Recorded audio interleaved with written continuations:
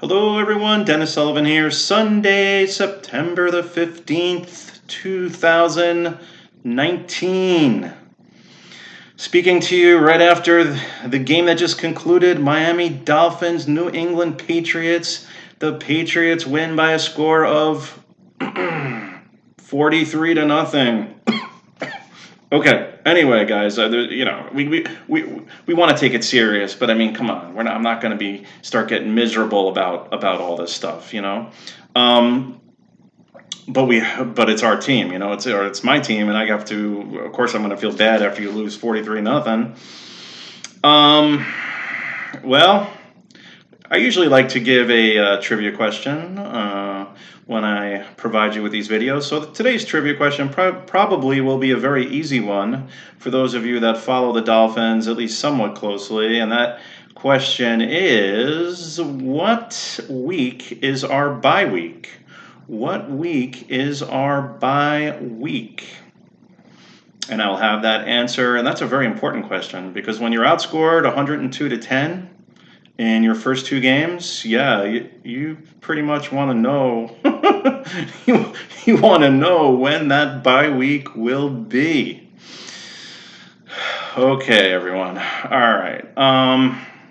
Let's talk a little. I'm going to get started. Actually, the defense, as we know today, there was some signs of improvement. There was definitely some signs of improvement. I'm going to start with the offense. Going in, we all knew that a big part of playing New England is you got to try to get that running game going, especially with our team. And I can't really blame, I'm not going to really blame coaching. I think after week one, most of my criticisms were coaching related. This time, I'm going to go a little bit more player performance related. I'm kind of a little bit of both, actually, but I'm going to say that the lack of performance did play into this game a lot. And we have to look at the offensive line to start, everyone, and that's the big problem right now. That is the big problem. And we have to say to ourselves, is this offensive line, is it good enough for us to win football games? And I can't stress that enough.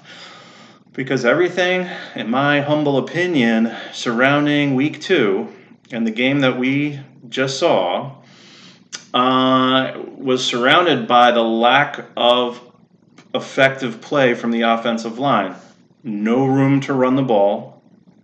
Fitzpatrick running for cover, knocked down, sacked, you name it. Not enough time to throw the ball at all. So this is something we have to look at because next thing you know, we're losing in a big way the time of possession.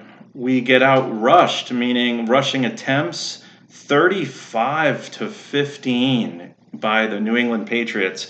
Guys, they know that, especially they knew this is hot weather, keep the defense on the field. Michel had a pretty good game. He had I think he had 85 yards it was on 21 carries.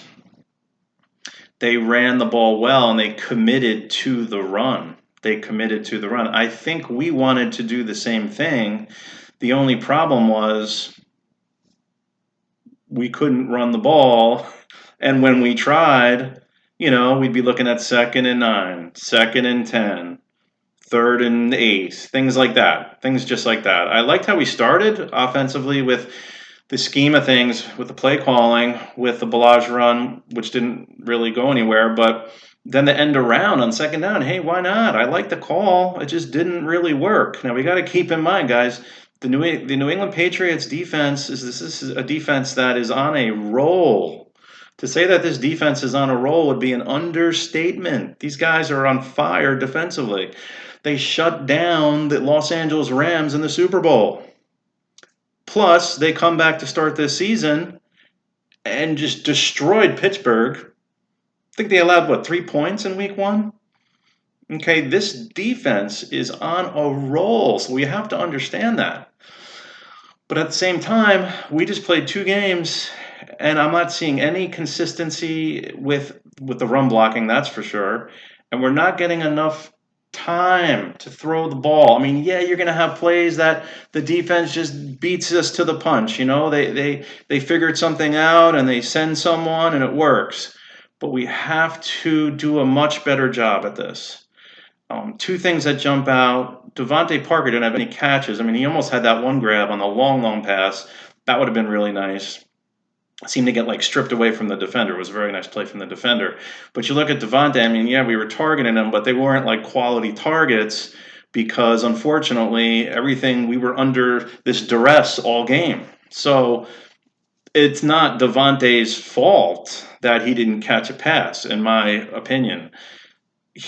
We have to figure out a way to get our better players set up to make bigger plays. And you're not going to do that if the offensive line does a poor job blocking. It's really that simple. I saw a lot of the play action. We were doing like those maximum protection type plays with the play action early in the game, and I kind of liked that. It didn't get us huge gains, but it was noted too by the announcers. I liked where we were going there. And we want to see a little bit more of that too. I think that's a good game plan, or a good part of our game plan, I should say. Gesicki only had 2 targets. Mike Gesicki two targets, caught 1 pass. Got to get him more targets. Come on. After his catch, the play right after his catch, they showed him open, like with space. He was open.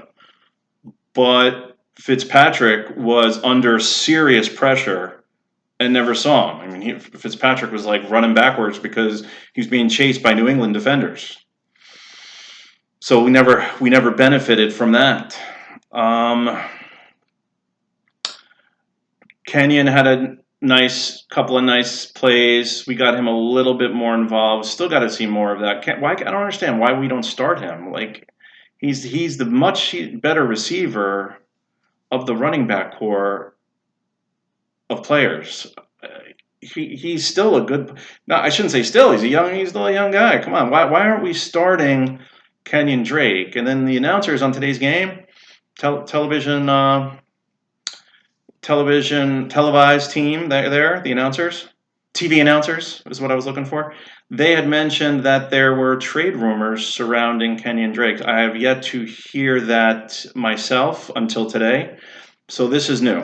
I'm very concerned about that because we got to get him involved. He's one of your better players. Come on, he's a talented guy. I think he had like 6 carries today. Okay. And then he caught some passes. He's a good receiver out of the backfield, you know. So the offense was really difficult to watch today because there's no blocking, guys. Blocking the offensive line, we got to figure something out, pick someone up from I don't know where, from another team, maybe someone who is not in the league. I don't know what to say. I don't know what that answer is. Going back to Balaj, he had a really rough game, guys. Really, I don't know if he just had a really rough game or he's just not comfortable in the passing game. That will be answered in the weeks to come. But the key drop, right? I mean, it was a definite drop on 3rd down to open the game. You're playing New England at home. That would have been a 1st down. Drops the ball. Okay, then we had the screen where there was that miscommunication. I don't really know what was going on there. On the screen, it was like this deer in the headlights thing. And then we had the catch late in the game where it was like a quick catch, but then the ball went right up in the air and would turn into a pick 6. So, yeah, he had a rough game. I like him as a runner. I like he's an intense runner. He definitely had a rough game, guys. So we just got to look at that for what it is. Okay. A little disappointed that Hurns didn't get much targets or anything. Okay, we got to get 3 guys. We got to keep going. I'm telling you right now, Devontae, Your choice of Preston Williams or Hurns. If you want to kind of split them up, that's fine. And Gesicki. These are your four guys. I'm telling you. It's Devontae, Hurns, Preston Williams, and you can split that time or divide up those targets however you want, and Gesicki. Because right now, we especially right now, where we're having such a tough time pass blocking, you got it. What's wrong with short passes to Gesicki? Over the middle, quick hitters. What's wrong with that? Where's that in the playbook? Or I'm sure it's in the playbook, but where's that when we watch the games? We're not seeing this when we watch the games. At least I'm not seeing it. Maybe you guys are seeing it. I don't know. All right. Defense, we had a much better performance, I thought. Remember, this was with about roughly 8.5 minutes left in the second quarter. This was a 7-0 game. Okay? We saw a whole bunch of Antonio in the first half with the touchdown as well. A little bit of a questionable. Did he push off? Did he not push off? Either way, Antonio got us pretty good there in the first half. No doubt about it. And he's a phenomenal player. Congratulations to the Patriots for picking him up. And you guys are going to definitely enjoy having him, I'm pretty sure. We touched on Michel was effective, I thought. He ran very well for New England. We had a key defensive holding on 2nd and goal. There was that incomplete. It's almost as if Brady threw it away, though, knowing that the guy was being held. We did very well in the second. After the first possession, that's when our defense started to come to life. I mean, we were kind of in that bend but not break mode, and we didn't allow a touchdown until right before the end of the first half. Okay, we put some pressure on Brady. We sacked him twice, and he did get hurried a handful of times. I'm not going to say anything like we were getting hurried or Fitzpatrick was getting hurried to that number or that total, but we were able to get to him, and Brady would take some hits. You'd see him on the ground and that type of effect. So there were some good things that we saw. It's unfortunate because you have the 2 pick sixes. Looks like our defense really didn't show up, but they actually did show up. I mean, you're going up against the New England Patriots. What do you expect? Xavier Howard had that play. If there was one play so far this year where I was sitting there going, there's hope, was when Xavier Howard had that really nice play where he jumps in and deflects the pass on a key 3rd down play, causing the Patriots to punt. At that time, it was only 7-0. We know Howard can play. You remember him last year. He made some big plays for us last year. Big plays. So these are things that, they are some positives. And when he made that play, actually they didn't punt. Take that back. It led to the missed field goal. So a first down there, I mean, it could have led to a touchdown or an easy field goal attempt. Instead, New England would miss the field goal at that point. And then we sacked Brady on the 4th possession. I tell you, one guy that really, really impressed me for the Patriots was Phillip Dorsett. When you look into the box score tonight or tomorrow, you're going to see Dorsett with, I think he had 3 catches the whole game. But he had a nice diving catch, followed up by that grab he had in traffic, and then he kind of ducked, or he made this move as he caught the ball to avoid the defender. It was just a very, very nicely done catch in traffic. That I thought was very impressive. I mean, the second half we did see a lot. Then Edelman got more involved, but Phillip Dorsett, I mean, he's much better than I thought. I mean, I didn't think he was bad. I don't follow the Patriots. I follow the Dolphins.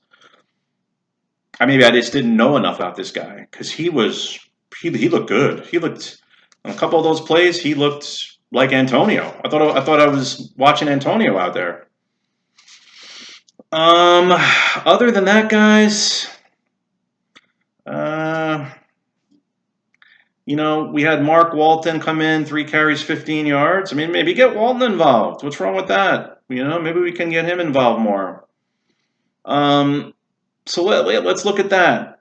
The one bonehead play that we made, as far as I wish this didn't happen when you're 0-2 and your team has been outscored 110. I'm sorry, take that back. We don't want to make it sound worse than it is. 102-10. We called a timeout. Okay, so let me get this. I have to get this straight in my mind. We called a timeout. I couldn't believe it actually happened.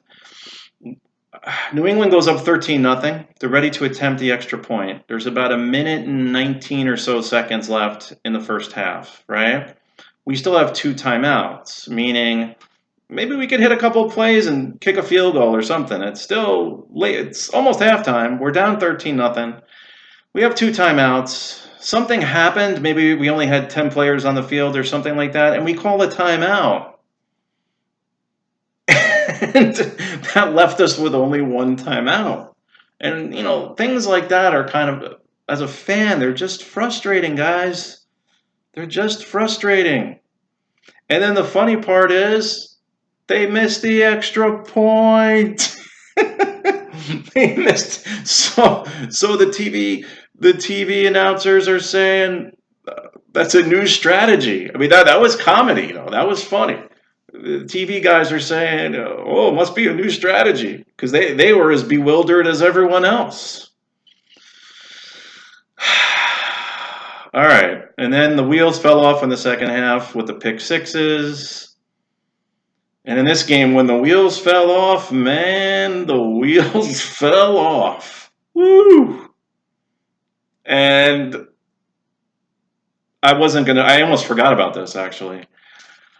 It's 37-0, right? Fourth quarter, Brady comes back in. He never left the game, so he takes the field with 5 minutes left. I'm kind of looking around like, wait, why are they doing this? Like, why? This is your franchise of franchise players. And then they wind up scoring a touchdown. Not only did they throw the long pass, and then a medium one. Burkhead on that pretty long pass to the right sideline area. Edelman over the middle. They come down. Then they're in the shotgun with just over 2 minutes left. And they throw that screen pass for a touchdown, go up 43-0. And I'm sitting here thinking to myself, wait a second. I know I don't watch many Patriot games, but I know I've seen a few in recent memory where Brady comes out, and that's in that spot, Brady's coming out. They're not leaving him in. Week 2,